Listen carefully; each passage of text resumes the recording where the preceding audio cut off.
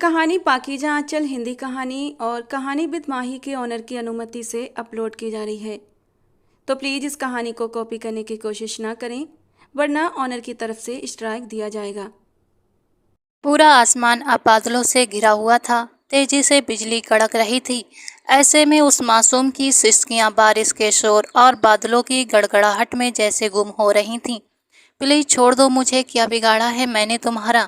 मैं तुम्हें क्या समझती थी और तुम क्या निकले? तुमने मेरे एतवार का गला घोट दिया है। देखो मेरे पास मत आना, वरना मैं तुम्हें शूट कर दूंगी। वो डरी हुई ये सब कह रही थी। आंखों में आंसू थे और हाथ में गन थी जिसे चलाना उसे आता भी नहीं था। डरते डरते वो आसपास भी देख रही थी, मगर जबरदस्त बारिश में उसे उस दरिंदे के अलावा कोई और भी दिखाई नहीं दे रहा था। जैसे ही उसने पार्किंग एरिया से बाहर कदम रखा, उसका पैर फिसल गया था। उससे पहले कि वो जमीन पर गिरती, उस आदमी ने बढ़कर उसकी कमर थाम ली। सफेद यूनिफॉर्म तेज बारिश में पूरी तरह भीग चुका था और दीपिका का एक एक अंग इस बारिश में साफ दिखाई देने लगा था। वो पूरी तरह भीग चुकी थी। उसके लाल होठ सर्दी और डर से कांप रहे थे। वो उस वक्त ऐसी हालत में थी कि अगर खुद को उस आदमी से छुड़वाती तो सीधा जमीन पर जा गिरती। आंखें खोलकर उसने सामने देखा तो जिन नजरों से वो उसे घूर रहा था, उससे वो एक कदम घबरा कर पीछे हट गई थी। वो उसे धक्का देने लगी, लेकिन अगले ही पल उसने उसे दोनों हाथों से उठाकर अपनी बाहों में भर लिया था। कहने लगा, इतनी आसानी से नहीं जाने दूंगा। कितनी कोशिश की है तुम्हारे साथ वक्त बिताने के लिए। आज जब तक तुम्हारी इज्जत को तार तार नहीं कर देता, तुम्हें अपने बिस्तर से नहीं हटने दूंगा। ये कहकर वो उसे अपनी बाहों में उठाए फार्म हाउस के अंदर ले जा रहा था। वो पूरी तरह भीगी हुई खुद को छुड़ाने की कोशिश कर रही थी। वो तो सोच रही थी कि करण एक अच्छा और शरीफ इंसान होगा, खानदानी लड़का है। अगर उससे रिश्ता जुड़ता है तो सारी जिंदगी राज करती। लेकिन उसे कहाँ पता था कि एक मिडिल क्लास लड़की जिसका वो फायदा उठाना चाहता है, उसके लिए वो सिर्फ एक खिलौना थी। जैसे ही वो उसे कमरे के अंदर ले जाने लगा, दीपिका ने दोनों हाथों से दीवार को पकड़ लिया। किसी तरह खुद को उससे छुड़ाकर वो बाहर भागी थी। रास्ते में एक बड़ी सी मेज पर रखा कांच का गुलदान उसने उठाकर करण की ओर फेंका, जो सीधा उसके पैरों और सीने पर जा लगा था।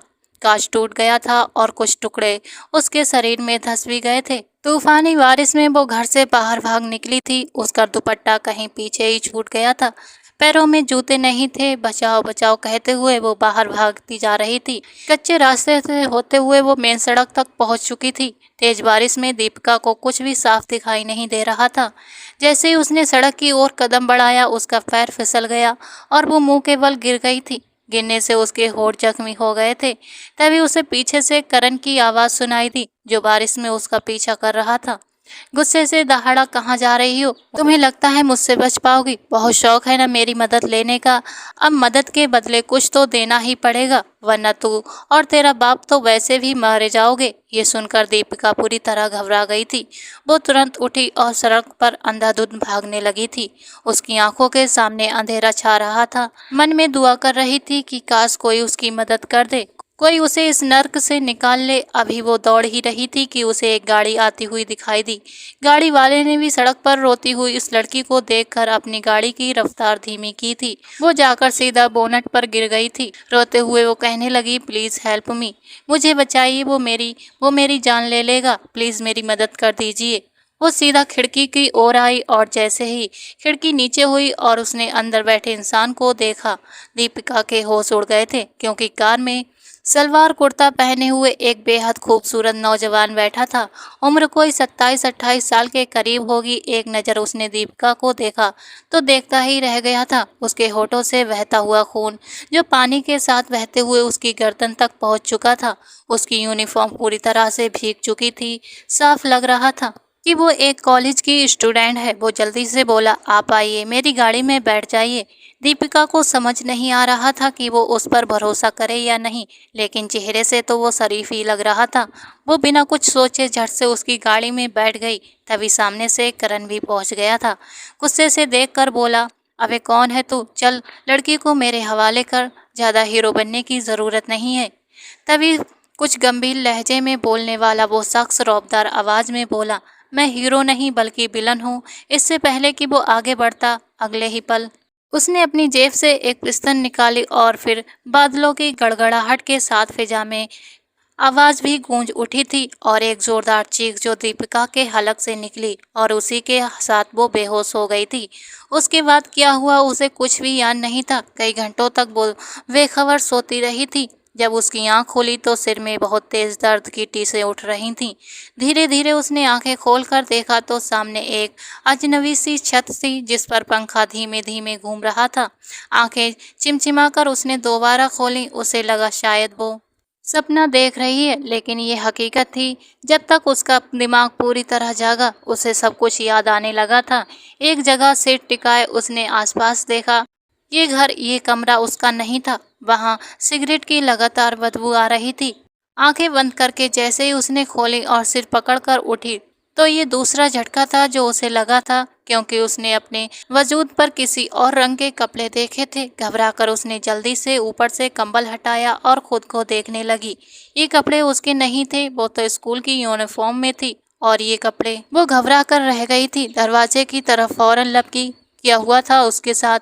और ये घर किसका था? वो रोते हुए खुद से ही सवाल करती हुई दरवाजे को पीटने लगी थी। जब दरवाजा बाहर की तरफ से खुला तो सामने वही लड़का खड़ा था जो उसे तीखी नजरों से देख रहा था, जैसे कुछ घंटे पहले वो उसकी हर अदा को गहराई से देख चुका हो। वो 2 कदम पीछे हटी, घबराकर कांपते हुए लबों से कहने लगी, कौन हो तुम?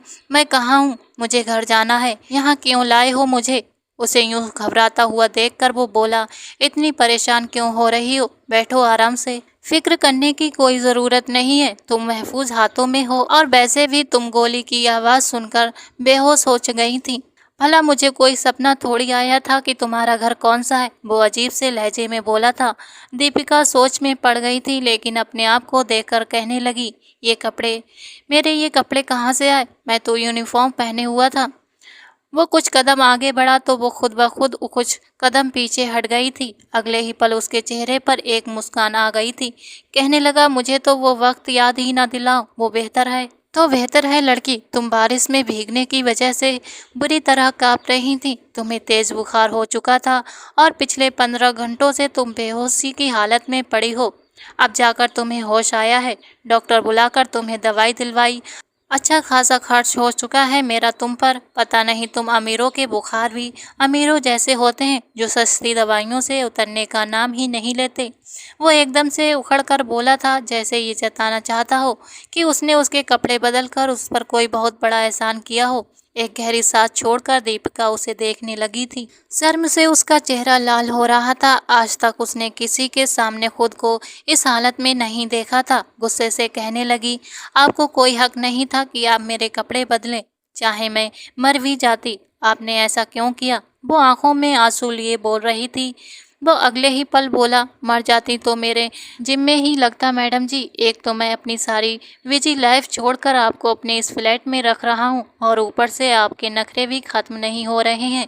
बस किसी भी तरह वो अपनी बातों के जादू से उसे चुप करवाना चाहता था और वो इसमें किसी हद तक कामयाब भी हो चुका था। वो चुपचाप सोफे पर बैठ चुकी थी। कमरे के सामने ही ओपन किचन था जहाँ से वो उसके लिए जूस लेकर आया था। कहने लगा, पी लो, थक गई होगी इतना सो सो कर।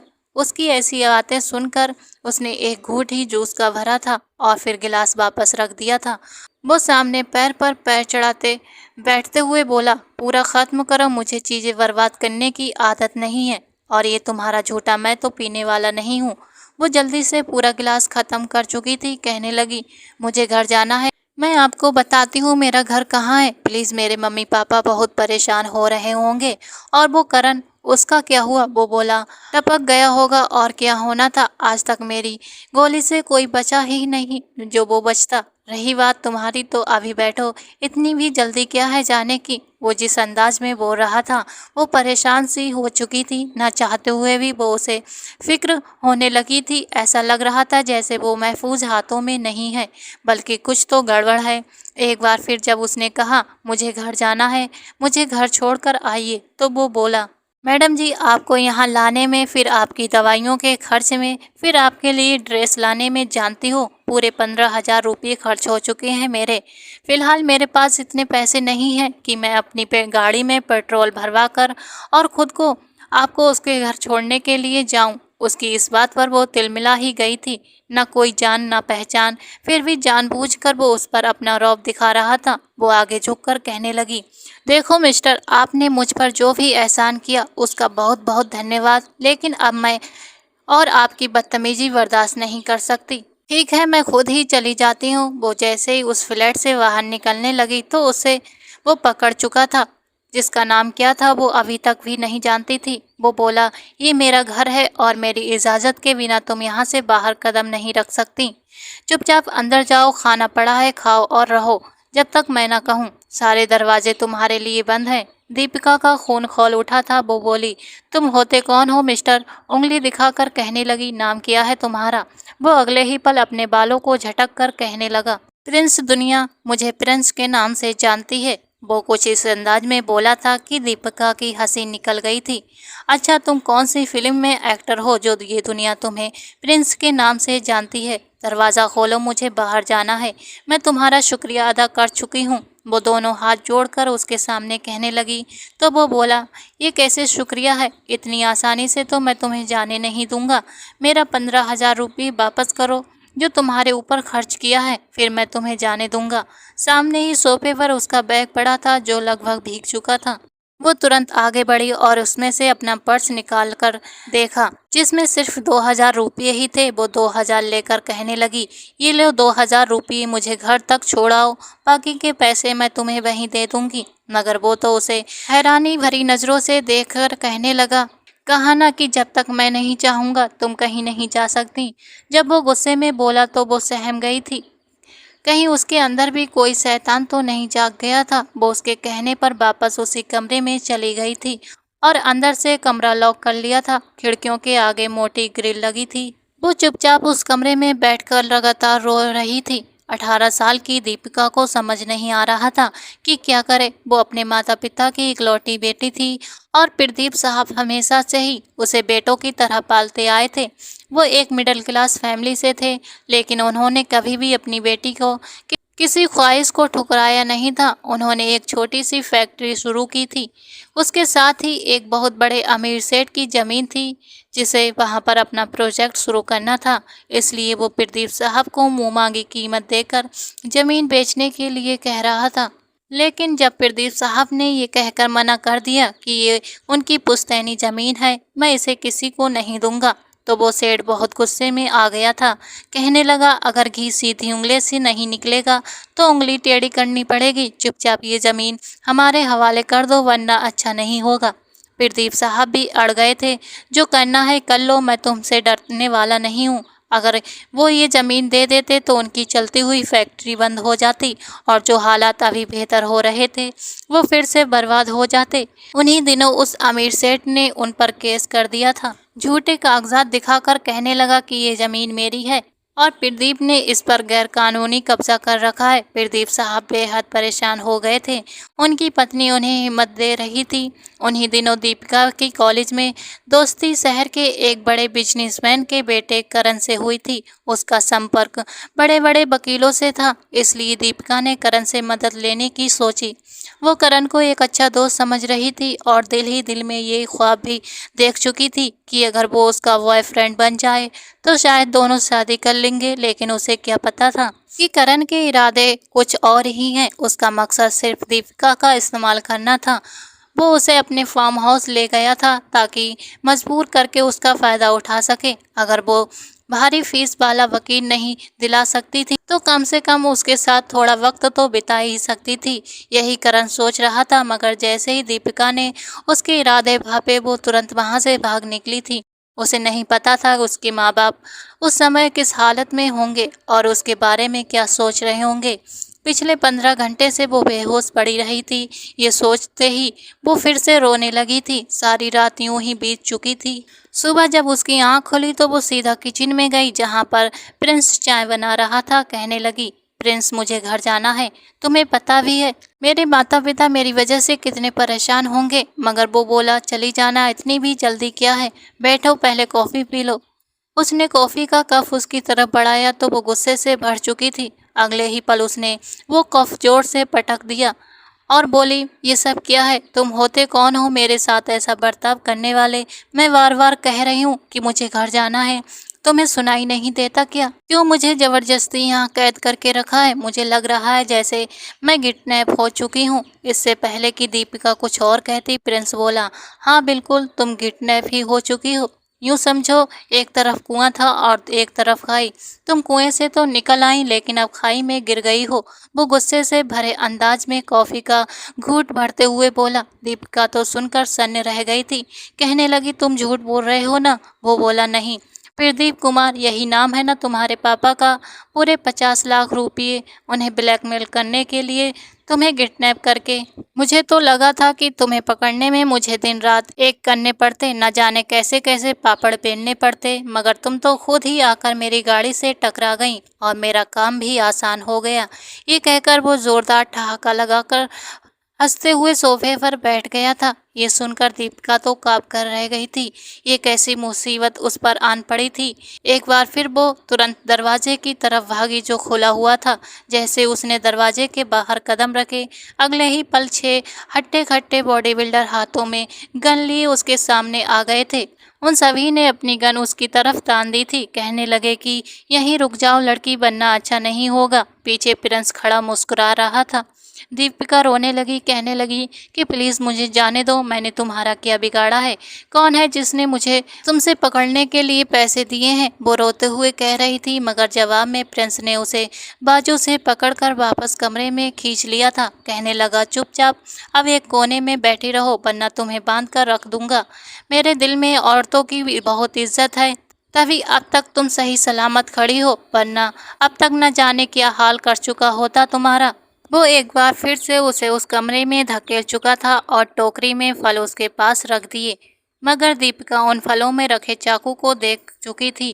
अगले ही पल वो आगे बढ़ी और तेज धार वाला चाकू उठाकर सीधे प्रिंस के गले पर वार करने लगी, मगर वो उसका हाथ पकड़ चुका था।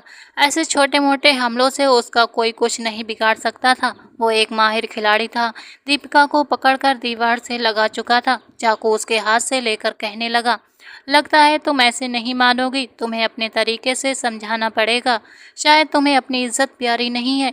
वो अपनी आंखों में खुमारी भरते हुए दीपिका के होठों की तरफ देखने लगा और फिर अगले ही पल उसके होठों पर झुकने लगा।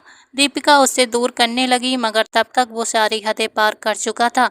दीपिका की सांस रुकने लगी। वो खुद को उससे छुड़ाने लगी, मगर कहाँ वो बॉडी बिल्डर जिसके सामने वो बिल्कुल ही कमज़ोर जान थी। अपनी जिद पूरी करके ही वो पीछे हटा था। वो कांपने लगी थी। प्रिंस कहने लगा, दोबारा मेरे सामने चालाकी करने से पहले सोच लेना, अगली बार मैं सब कुछ करके ही पीछे हटूंगा, समझी? एकदम से उस पर डर सवार हो चुका था। वो उसे फ्लैट में बंद करके जा चुका था। सारी खिड़कियां और दरवाजे पूरी तरह से बंद थे। चाहकर भी वो यहाँ से निकल नहीं पा रही थी। आखिर कौन था जिसने उसे पकड़वाया था? अचानक ही उसके दिमाग में वो शख्स आया जिसके साथ उसके पापा का केस चल रहा था।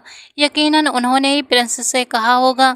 ये वक्त जल्दबाजी का नहीं था, बल्कि दिमाग से काम लेने का था। कुछ देर तो वो सोचती रही और फिर उसके दिमाग में एक प्लान आया। ये सब करना उसके लिए मुश्किल था, लेकिन धीरे धीरे खुद को यहाँ से छुड़वाने के लिए ज़रूरी भी था। प्रिंस ने आज तक बहुत से उल्टे सीधे काम किए थे।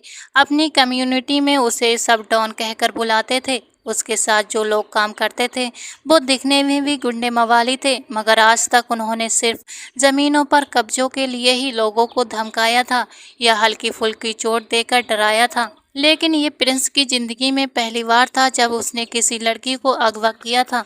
उसे यही बताया गया था कि इस लड़की के बाप ने गैरकानूनी कब्जा कर रखा है, इस लड़की को किडनैप करना है और जैसे ही ज़मीन मिल जाए तो उसे छोड़ देना है। लड़की से हमेशा दूर भागने वाला प्रिंस पहली बार इस लड़की को अपने पास देकर बेकाबू हो रहा था। वजह ये भी थी कि जिस रात वो उसे फ्लैट में लेकर आया था पूरी तरह से भीगी हुई थी, ठंड से काँप रही थी और उसने खुद ही उसके कपड़े चेंज कराए थे।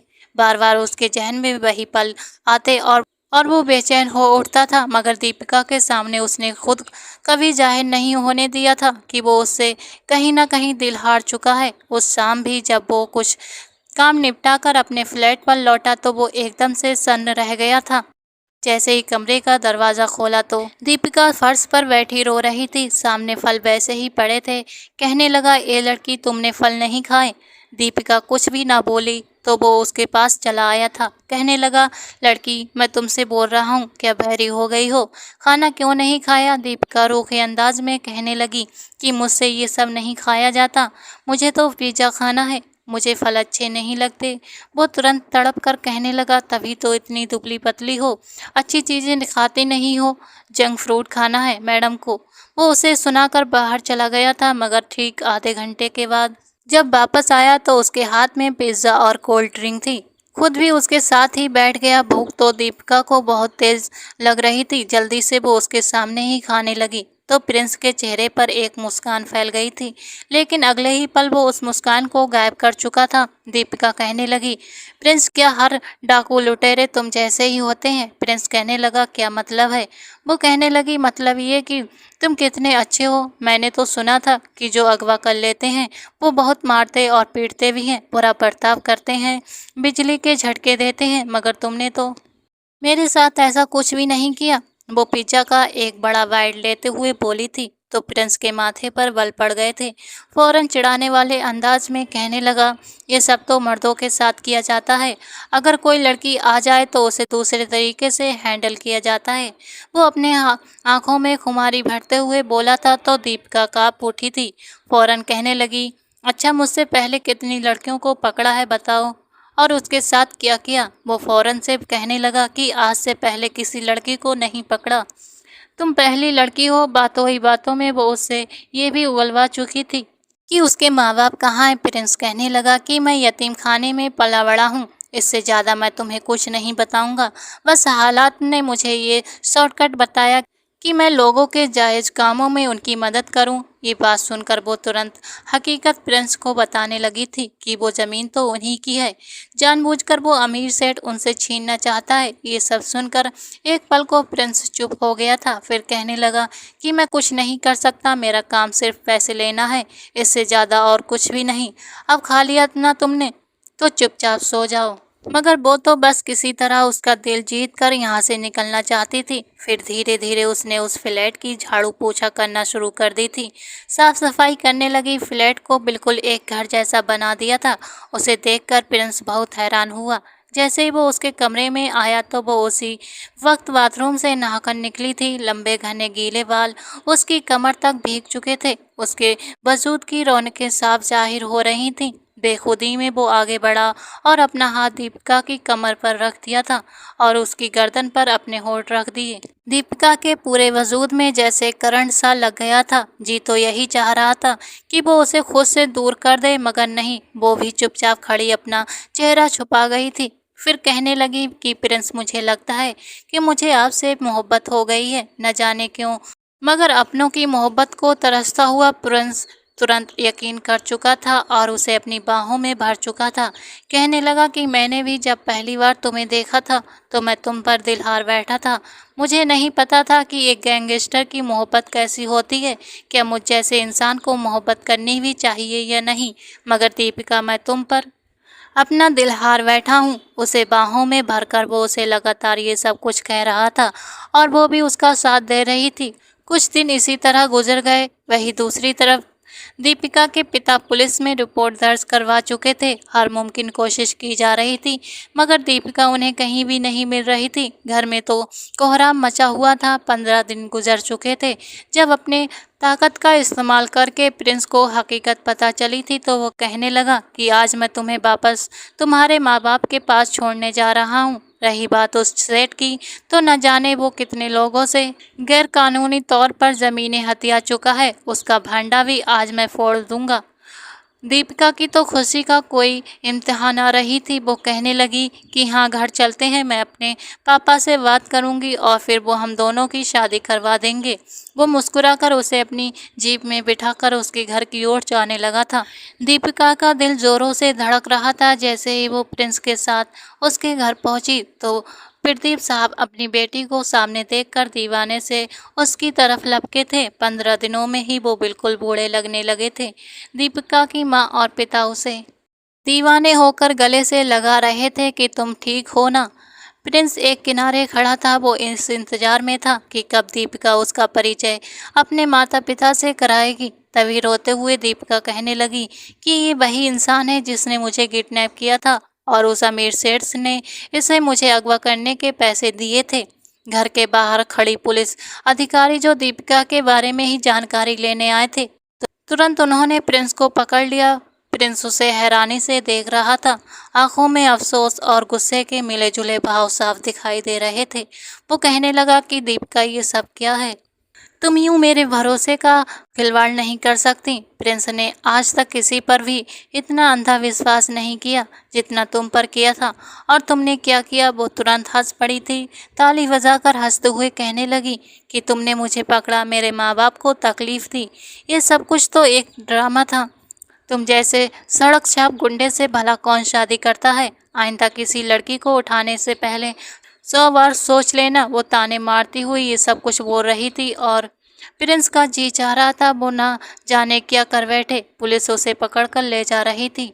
अगर वो चाहता तो खुद को छुड़ाकर भाग सकता था, लेकिन दिल पर जो चोट लगी थी वो चुपचाप पुलिस के साथ चला गया। अपने माँ बाप को वो बात बता चुकी थी कि उसे उस सेठ के कहने पर ही अगवा किया गया था।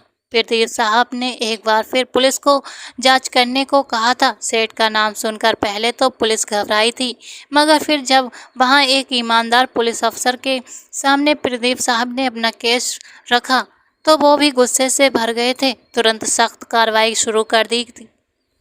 घर आकर वो बहुत खुश थी, मगर दिल में एक अजीब सी कसक थी। बार बार दिमाग में प्रिंस का ख्याल आ रहा था। इतने दिन तक वो उसके साथ रही थी, मगर सिवाय धमकी के वो कभी उसके करीब नहीं आया था, उसका ख्याल रखा था। वरना ये अगवा करने वाले तो न जाने क्या क्या कर लेते हैं। यहाँ तक कि उसने दीपिका को करण से भी बचाया था। करण से तो लाख दर्जे बेहतर था प्रिंस, मगर वो कैसे किसी के जज्बातों से खेल गई। ये सब कुछ सोचकर ही दीपिका को बुरा लग रहा था। साथ ही साथ खुद को समझा भी रही थी कि वो था भी इसी लायक। पता नहीं कितनी लड़कियों की जिंदगी अब उसने बर्बाद की होगी, मगर उसकी आंखों में जो चमक थी वो साफ जाहिर करती थी कि वो उसकी जिंदगी में आने वाली पहली लड़की है। घर आए हुए उसे 2 दिन हो चुके थे। उस शाम भी उसे भूख नहीं थी। वो बस थोड़ा सा खाकर कमरे में आ गई थी। बार बार मन कह रहा था कि वो प्रिंस को जेल से निकलवा दे। अब इतना भी मतलबी नहीं होना चाहिए उसे। ये सोचते ही वो आंखें बंद करके न जाने रात के किस पहर सो गई थी। वहीं दूसरी तरफ पैसे देकर प्रिंस हवालात से आज़ाद हो चुका था। चाहता तो तुरंत गायब हो सकता था, मगर नहीं, दीपिका उसकी जिद बन चुकी थी। इतनी आसानी से वो उसे छोड़ने वाला नहीं था। दीपिका उस वक्त गहरी नींद में सो रही थी जब उसके घर की पिछली दीवार से प्रिंस अंदर दाखिल हुआ था और फिर बड़ी होशियारी से वो दीवारों पर लांघता हुआ ऊपरी मंजिल तक पहुंच गया था। जैसे ही बालकनी में पहुंचा तो सामने कांच की खिड़की से उसे बेखबर सोई हुई दीपिका नजर आई थी। दिल में मोहब्बत तो थी, मगर उसकी जगह अब गुस्से और जिद ने ले ली थी। खिड़की खोलकर वो अंदर दाखिल हुआ और अगले ही पल वो उसके पास बेड पर लेट चुका था। अपनी बाहों में भरकर वो उसे सीने से लगा गया। पहले तो वो ये सब एक ख्वाब समझ रही थी, लेकिन फिर चौंक कर जैसे ही उसने आंखें खोली तो सामने प्रिंस को देखकर उसके गले से चीख निकलने लगी। तुरंत प्रिंस उसके होठों पर हाथ रख चुका था। दीपिका तो समझ ही नहीं पा रही थी कि ये सपना है या हकीकत। कहने लगी कि छोड़िए मुझे, यहाँ क्या कर रहे हैं आप? मगर वो गुस्से से कहने लगा कि तुम्हें क्या लगता था कि तुम इतनी आसानी से मुझसे पीछा छुड़ा लोगी? मोहब्बत थी तुम पर, अब मेरी जिद बन चुकी हो तुमने मेरे साथ अच्छा नहीं किया। अब तुम्हारी सजा यही है कि तुम सारी जिंदगी एक गैंगस्टर के साथ रहो। तुम्हारी खातिर तो मैं ये सब छोड़ना चाहता था, हलाल की कमाई कमाना चाहता था, मगर अब हरगिज नहीं बदलूंगा और तुम्हारे बाप को एक गैंगस्टर दामाद ही मिलेगा। चुपचाप अपने माँ बाप को मेरे लिए मना लेना, वरना मेरे हाथों से तुम्हारा बाप बचेगा ना तुम्हारी माँ। जिस तरह करण को मारा था ठीक वैसे ही उसकी भी लाशें बिछेंगी। दीपिका तो ये सब सुनकर घबरा चुकी थी। वो उसे धमकियां देकर जा चुका था। कहने लगा कि अगले 24 घंटे के अंदर अंदर मुझे हाँ चाहिए, वरना। दीपिका ने जब ये सुना तो वो पूरी तरह से घबरा चुकी थी। अगले दिन डरते डरते उसने अपने माँ बाप से कहने लगी कि मैं प्रिंस से शादी करना चाहती हूँ। इस बात पर उसे अपने पिता से एक थप्पड़ भी पड़ा था।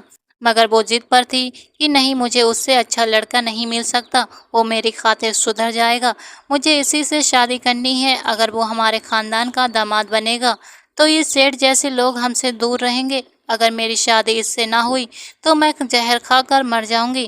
जब वो बार बार इस तरह की बातें करने लगी तो प्रदीप साहब को मानना ही पड़ा। प्रदीप की पत्नी भी कहने लगी कि देखिए, 15 दिन ये घर से बाहर रही, पूरे परिवार में ये बात फैल गई है, कोई भी परिवार का लड़का उसे अपनाएगा नहीं, बात बात पर इसे ताने देगा। इसलिए हमें लगता है कि हमें इसे प्रिंस से शादी करवा देनी चाहिए। न चाहते हुए भी प्रदीप साहब ने प्रिंस के इस रिश्ते को स्वीकार कर लिया था। 1 हफ्ते के अंदर ही शादी की सारी रस्में पूरी कर दी गईं और दीपिका विदा होकर दोबारा उस फ्लैट में आ चुकी थी। प्रदीप साहब ने ये शर्त जरूर रखी थी कि तुम मेरी कंपनी में काम करोगे और मैं तुम्हें दोबारा ऐसे खून खराबे वाले गलत काम करते हुए या लोगों को अगवा करते हुए देखना नहीं चाहता। वो शरीफ बना सबकी बातें मान चुका था। असली हिसाब तो उसे दीपिका से करना था। कमरे में आते ही उसने एक नज़र उसे देखा। इसमें कोई शक नहीं था कि दीपिका बहुत हसीन लग रही थी। दुल्हन बनी वो बेड पर बैठी थी। अगर उस जगह कोई और होता तो अपने होश खो बैठता। प्रिंस चलता हुआ उसके करीब आया और अगले ही पल उसकी ठोड़ी के नीचे हाथ रखकर कहने लगा, तुमने अच्छा नहीं किया मेरे साथ, मेरे जज्बातों के साथ खेला, मुझे तकलीफ दी, धोखा दिया। तुम्हें लगता है कि मैं इतना सब कुछ इतनी जल्दी भूल जाऊंगा? वो हाथ जोड़कर रोने लगी, कहने लगी, मुझे माफ़ कर दीजिए, वो सब मेरा बचपना था, मैं समझ ही नहीं पाई थी कि मैं क्या कर रही हूँ। मैं डर गई थी, लेकिन अब वादा करती हूँ कि सारी ज़िंदगी आपकी वफादार बनकर रहूँगी, आपकी हर बात मानूंगी।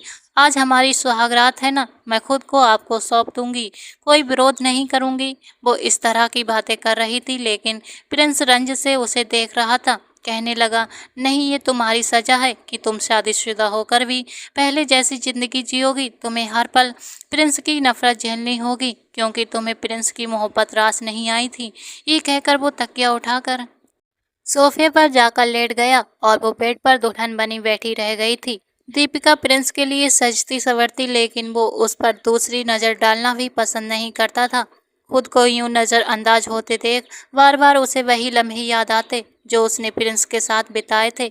उन्हीं दिनों प्रिंस ने अपनी ताकत का इस्तेमाल करते हुए सेठ को अच्छा खासा सबक सिखाया था, वकीलों को भी डराया धमकाया था, जिसके बाद केस प्रदीप साहब के हक में ही हुआ था।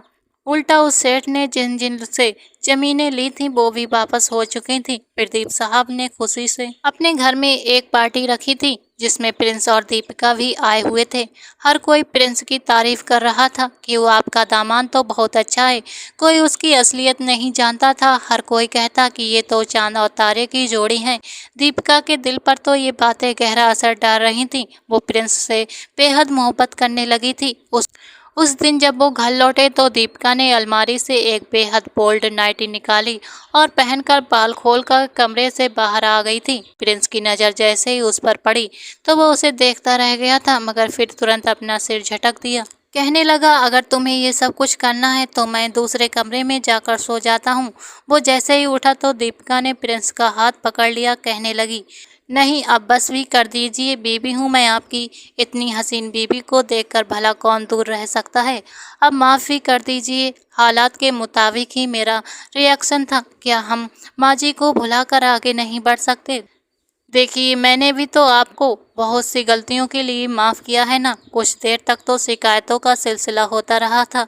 धीरे धीरे दोनों ही एक दूसरे से मोहब्बत करने लगे थे और अपनी मोहब्बत का इजहार भी कर लिया था। और फिर वो रात एक दूसरे के नाम करके प्रिंस उस हुस्न की मूरत की मोहब्बत पाकर बिल्कुल बदल चुका था। अपने ससुर के बिजनेस में हाथ बटाने लगा था। गैंगस्टर गैंग तो वो कब का छोड़ चुका था, लेकिन अभी भी अगर कोई सेठ जैसा आदमी किसी शरीफ इंसान को तंग करने की कोशिश करता तो वो तुरंत सबक सिखाने पहुंच जाया करता था। दोस्तों, आज की ये कहानी आपको कैसी लगी कमेंट करके ज़रूर बताएं। कहानी पसंद आई हो तो एक लाइक और चैनल को सब्सक्राइब करें।